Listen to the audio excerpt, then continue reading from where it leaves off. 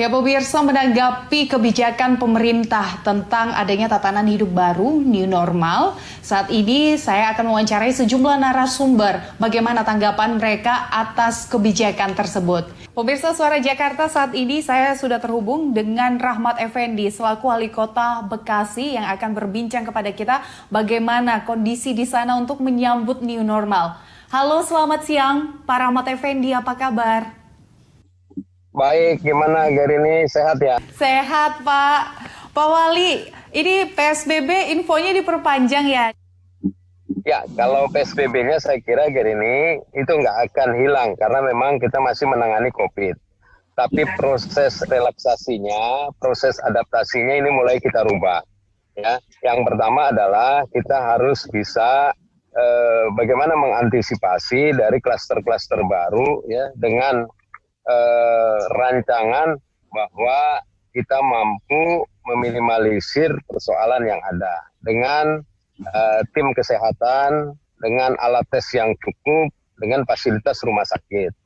Tinggal sekarang bagaimana akses ekonomi itu bisa berjalan. Kenapa harus dibuka? Supaya jangan ada pemutusan hubungan kerja. Ada pajak yang masuk untuk memutar roda pemerintahan dan seterusnya, jadi ini. Baik, Pak Wali, lalu review sejauh ini kalau pelaksanaan PSBB cukup baikkah di Kota Bekasi? Apakah masih saja ada yang membandel hingga saat ini? Kalau dari kondisi karakter di masyarakat, memang kita butuh kerja keras, pemahaman terhadap ya protokol kesehatan yang ketat. Menurut saya bukan saja menjaga jarak, tapi memakai masker itu adalah syarat utama. Yang kedua ya hand sanitizer ya. Yang ketiga tentunya ada pembatasan terutama berkenaan dengan jarak. Itu sudah kita lakukan. Nah, oleh karena itu di Kota Bekasi ini sekarang realnya konkretnya ya angka kesehatannya tinggi ya, angka kematiannya rendah, reproduksinya rendah sehingga kita harus bisa beradaptasi dengan lingkungan yang ada. Nah, lingkungan yang ada ini yang sekarang mulai kita bertahap kita terapkan termasuk dengan proses pendidikan yang ada. Iya, melihat tadi penjelasan Pak Wali bahwa masyarakat memang sudah mulai terbiasa ya dengan PSBB ini, apalagi dengan menggunakan masker, hand sanitizer. Nah, ini bagaimana persiapannya untuk menyambut new normal, Pak? Persiapannya untuk menyambut new normal, terutama ketersediaan masker harus, pada saat awal saya pikir 2/3 dari warga masyarakat Kota Bekasi 2,4 juta lebih. Nah sekarang saya berubah karena harus mengantisipasi ke depan, minimal harus 1:2, artinya satu orang harus punya 2 masker ya untuk kita sediakan. Nah masker-masker inilah untuk menangkal droplet yang ada tadi, yang jaraknya saya kasih ancang-ancang itu sekitar 1,2 meter. Untuk pekan ini bagaimana Pak kondisi jumlah kasus yang positif di Bekasi? Apakah menunjukkan ada kurva penurunan atau justru meningkat? Kalau dari aspek klaster baru ada 1-2 orang positif, segera kita tracking PDP ODP-nya. Terus kalau yang memang betul positif kita bawa ke rumah sakit. Dan sekarang itu masa perawatannya juga tidak seperti dulu-dulu pada saat awal seperti bulan April. Sekarang itu bisa 7-8 hari selesai kita isolasi di rumah. Itu. Jadi nggak seperti dulu. Dan dulu kalau tingkat tingkat penyebarannya luar biasa. Sekarang penyebarannya itu karena reproduksinya di bawah 1, maka 1 orang berbanding penularan 1 orang ini pun juga sudah kecil. Makanya kita berani melakukan sesuatu proses adaptasi terhadap tatanan hidup baru. Kalau kami menyatakan adaptasi tatanan hidup baru, masyarakat produktif melawan COVID di Kota Bekasi. Lalu untuk kasus impornya masih ada, Pak? Nah, yang interaksi transmisi geografis, kalau geografis kan ini masih satu, ya epicentrum dengan DKI. Makanya sebenarnya kita nggak bisa lepas juga dengan kejadian yang ada di DKI.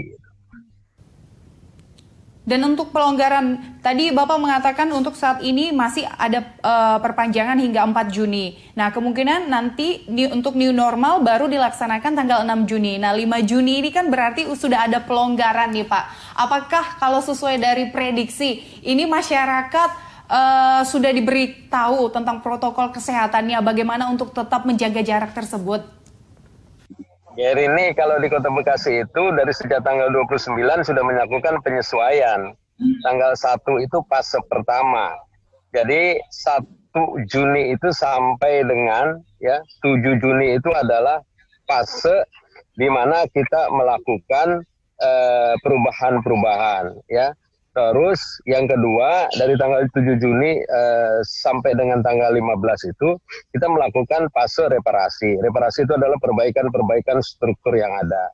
Dan dari 15 sampai dengan 30 Juni itu kita panggil fase pengendalian, fase monitoring. Jika sampai dengan tanggal 30 Juni nanti perkembangan pelandaian yang angka kematiannya menurun, terus angka kesembuhannya tinggi, reproduksinya sudah sangat rendah, maka kita bilang itu adalah udah fase pelandaian yang betul-betul kita bisa berdampingan, COVID kita rawat, ekonominya jalan. Iya, berarti sudah sangat siap ya Pak Kota Bekasi untuk menyambut tatanan hidup yang baru ini. Nanti ini kedepannya sudah diprediksikan apa-apa saja yang akan dibuka Pak, yang sudah diperbolehkan untuk berbuka seperti biasa? Yang pertama, sholat Id secara resmi pemerintah Kota Bekasi memberikan izin. Yang kedua, sholat Jumat dan wajib, sholat wajib 5 waktu sudah diberikan izin, termasuk juga jemaat di non-muslim. Terus rumah-rumah makan yang tadinya hanya drive-thru, terus juga take away, sekarang sudah bisa makan di tempat, tapi yang kemarin kursinya 4 kursi, sekarang menjadi 2 kursi, karena mesti ada pembatasan. Terus masker wajib, kapasitas di tempat itu juga dibatasi setengah dari jumlah yang biasa, dan seterusnya. Dan rumah-rumah ibadah kan sudah diperbolehkan, tadi Bapak mengatakan. Nah, untuk protokol kesehatannya sendiri itu seperti apa nanti ketika mereka melakukan ibadah? Dan sebelum melakukan ibadah sudah dilakukan persiapan apa Pak? Apakah sudah memang di semua rumah ibadah saat ini sudah diberikan disinfektan gitu? Makanya Jack TV kirimkan reporternya, kalau hari Minggu coba ke gereja-gereja apa standarisasi protokol kesehatan. Kalau hari Jumat, sembahyang Jumat apa yang dilakukan oleh para ketua DKM. Dan kalau melaksanakan sholat 5 waktu, insya Allah lah, Kota Bekasi mungkin di antara kabupaten kota yang secara resmi memberikan izin kepada warganya untuk melakukan ibadah. Mungkin di tempat lain ada melakukan ibadah sholat Jumat, tapi izin dari pemerintahnya belum ada. Hanya di Kota Bekasi.